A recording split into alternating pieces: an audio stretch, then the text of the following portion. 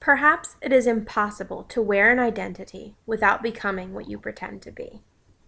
Orson Scott Card in The Ender's Game. This quote from one of the most famous books supposes a couple of things about identity. First, that it is changeable. And second, that often what we attempt to put forward as our identity is not what we really are, at least not at first. I would argue that identity is the result of the interaction between two perceptions of self, who you think you are and who people believe you are. Immigration deeply impacts this identity as it calls into question your own view of yourself as well as changing the lens with which others view you. Around the globe, we see immigrants struggling to find their niche in their new society and still maintain their own culture and identity. In Israel, a modern immigrant nation, we see this firsthand. Since 1948, Israel has welcomed over 3 million immigrants. These people have come from over 26 nations with differing backgrounds and beliefs. This sudden cultural diversity has caused many to ask, what does it mean to be Israeli? And many bicultural Israelis to ask, what does it mean to be me? Following Operation Solomon, Joshua, and Operation Moses, there were tens of thousands of new immigrants, the Beta Israel, or Ethiopian Jews, many of them children and adolescents. Immigrating during the so-called formative years greatly impacts an individual's identity.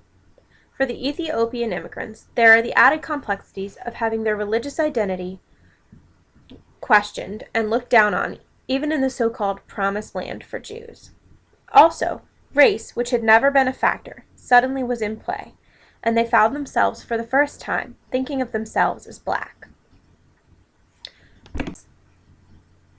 While studying in Israel, we had the chance to meet Badel, a young Ethiopian woman who immigrated to Israel when she was a child. At first, she says she tried to lose her Ethiopian identity entirely and sought to look, act, and think like an Israeli as much as possible. For Badel, this caused a huge rift between her and her father, as he felt the need to remain fully Ethiopian and a strictly religious Jew. Ethiopia is a country with a rich culture, seen in its artwork, music, and clothing. It is understandable that when the younger generation rejects or undervalues this culture, it creates problems within the Ethiopian Jewish society and within particular individuals and families. Badel spoke of emptiness inside because she wasn't being true to her identity and who she really was.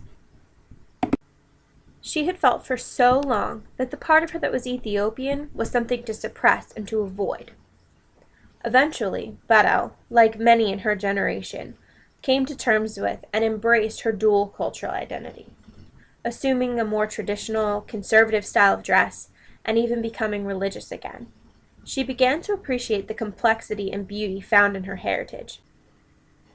Maybe that is what's most important, making sure that no one, not even you, are willing to oversimplify your identity, undervalue it, and make a single aspect of you seem like it's all of you.